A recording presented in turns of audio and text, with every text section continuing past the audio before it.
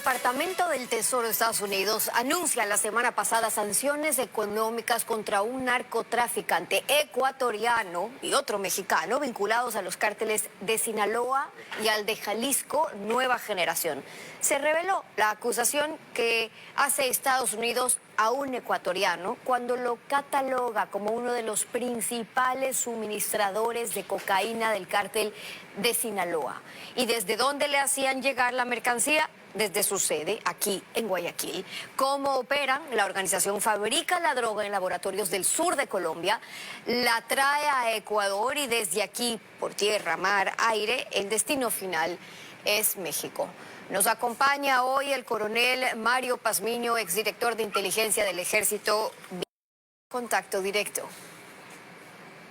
Stephanie, muy buenos días. Un cordial saludo a todos los ecuatorianos. Gracias por la invitación. Buenos días también. Esa información de Estados Unidos demuestra también que está en acción la cooperación entre Estados Unidos y Ecuador. Ecuador era considerado un modelo de cooperación con Estados Unidos, paró unos años, pero volvió. ¿Por qué? Porque cuando el crimen es transnacional está claro que querer afrontarlo todos solos no ha servido mucho y más bien empeoró las cosas.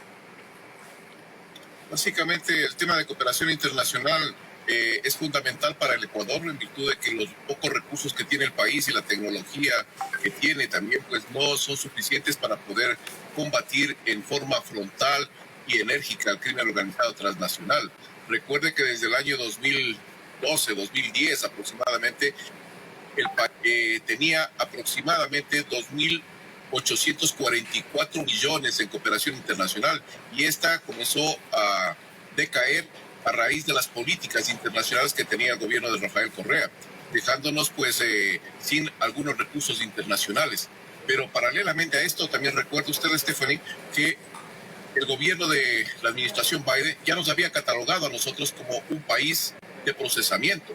Lo que usted acaba de decir, sí, gran parte del procesamiento se realiza en Colombia, pero también hay que tomar en cuenta lo siguiente, que el 37.5% de la producción de cocaína de Colombia ingresa a territorio ecuatoriano. ¿Cuánto es esto? 700 toneladas aproximadamente, de las cuales el 52% salen por el puerto de Guayaquil, considerado una de las plataformas internacionales más importantes del Pacífico. Y con esas cifras, entonces, ¿qué tipo de cooperación se debería estar concretando ahora mismo desde su experiencia?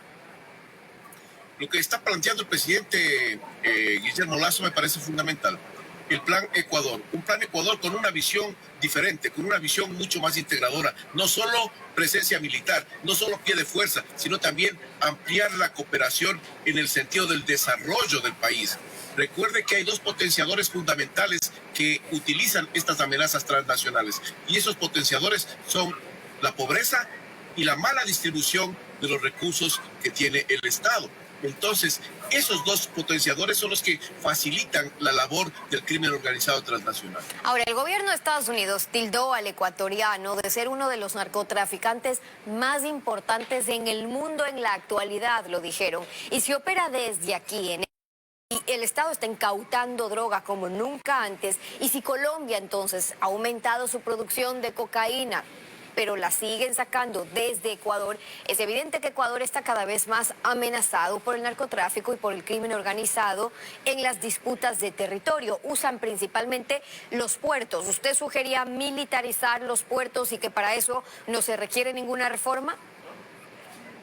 Es correcto, yo había planteado algunas recomendaciones, dentro de ellas, si sabemos muy bien que la frontera norte es uno de los pasos importantes del narcotráfico y la presencia de grupos armados que vulneran la seguridad integral del Estado, había que restablecer la Fuerza de Tarea Conjunta Esmeraldas. Hay que crear una Fuerza de Tarea Conjunta en el litoral ecuatoriano con dos misiones: combatir directamente el crimen organizado por un lado y por otro lado restablecer los niveles de seguridad que necesitan las poblaciones en el litoral ecuatoriano. Y lo otra que es fundamental, si toda esta droga sale por los puertos y aeropuertos, necesitamos una militarización temporal de estas instalaciones hasta restablecer el orden y restablecer los procedimientos adecuados. Caso contrario, esto va a seguir deteriorándose. Yo creo que el presidente tiene una decisión crucial en este sentido, y creo que para eso pues todos los ecuatorianos tenemos que colaborar. Habla usted de restablecer el orden en lo que se está viviendo en las cárceles, a la expectativa de cuándo es la próxima matanza, evidencia el poco control que hay ahí. Por ende, cuando usted habla del rol también de los militares,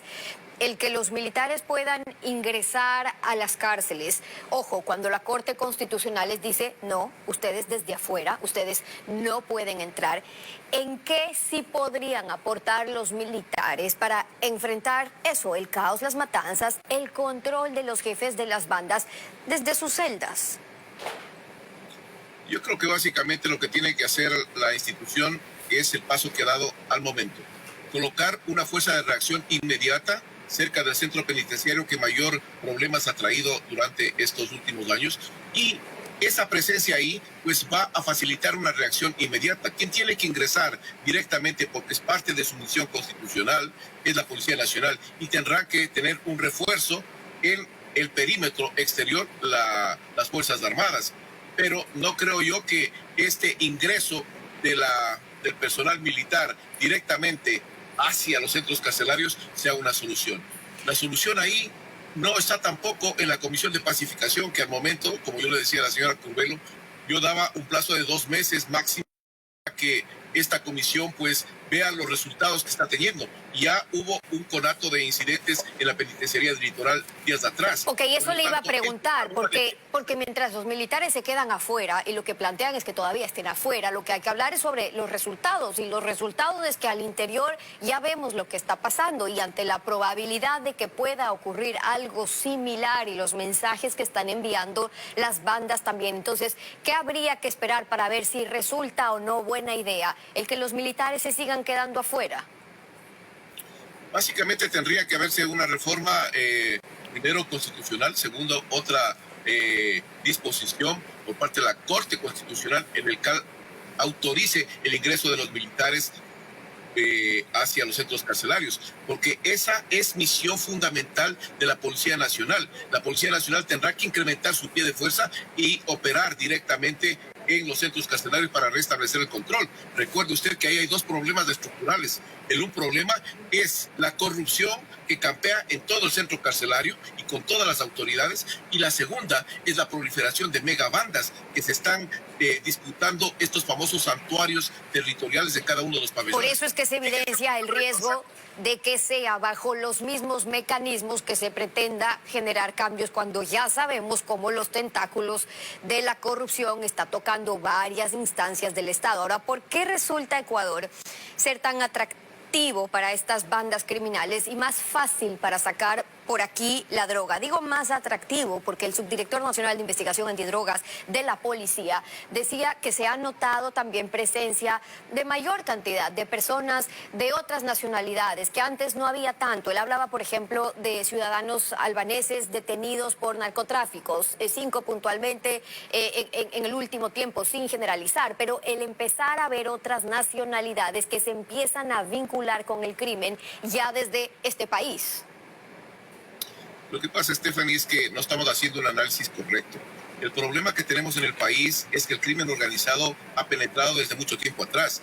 Usted acaba de describir una de las diferentes mafias internacionales. Estamos hablando de la mafia albanesa, de la mafia andrangueta, de la tríada china, de la drusa, como parte de las estructuras de mafias que están operando acá. Súmale esto, las dos protomafias que ya están ingresando por el Putumayo hacia la provincia de Sucumbíos. Primer comando de la capital, comando Bermelo en una alianza con la familia del norte. Súmele a esto usted la presencia de dos internacionales mexicanos, Sinaloa y Jalisco Nueva Generación. Lo que acaba de pasar el día de hoy en la madrugada, si no estoy mal, de personas colgadas sobre los puentes, es una estrategia de intimidación que utiliza el cartel Jalisco Nueva Generación en los lugares en donde está operando. Le iba a preguntar sobre eso, porque cuando se presiona también por atacar más contra estas mafias, contra el crimen organizado, la respuesta podría ser más violencia. Y el amanecer con dos tipos colgados abiertamente para que la ciudadanía lo pueda ver. Usted dice, son estrategias de una u otra banda criminal, pero ¿con qué mensaje? Que es evidente.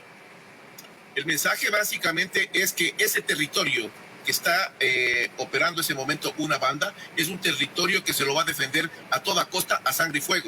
y que cualquier persona que no esté a favor de esa banda o no esté trabajando para esa banda o que trate de incursionar o quitarles espacios territoriales, pues inmediatamente va a ser sacrificado como este tipo de formas que se utilizan en México. Y también la otra, la decapitación, la desmembración, con lo que se denomina en Colombia, especialmente en Tumaco, las casas de pique, que lamentablemente parece que ya están llegando a Ecuador. Eso es lo más preocupante y lamentable. Ojo, las imágenes que están viendo ustedes es de apenas esta madrugada. Hemos tapado, obviamente, en la medida en lo que podemos. Se puede evidenciar, sin duda, lo que significa y el impacto de que eso haya ocurrido.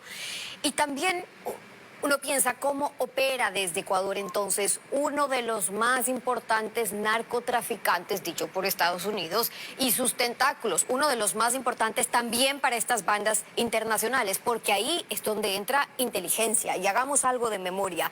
¿Qué pasó en la década pasada con esa inteligencia? ¿Cómo quedó? ¿Qué se ha hecho después, más allá de criticar, para rearmarla, pero para esto? Es decir, no para perseguir a los opositores que se quería intimidar, sino para los narcos y no para esos criminales.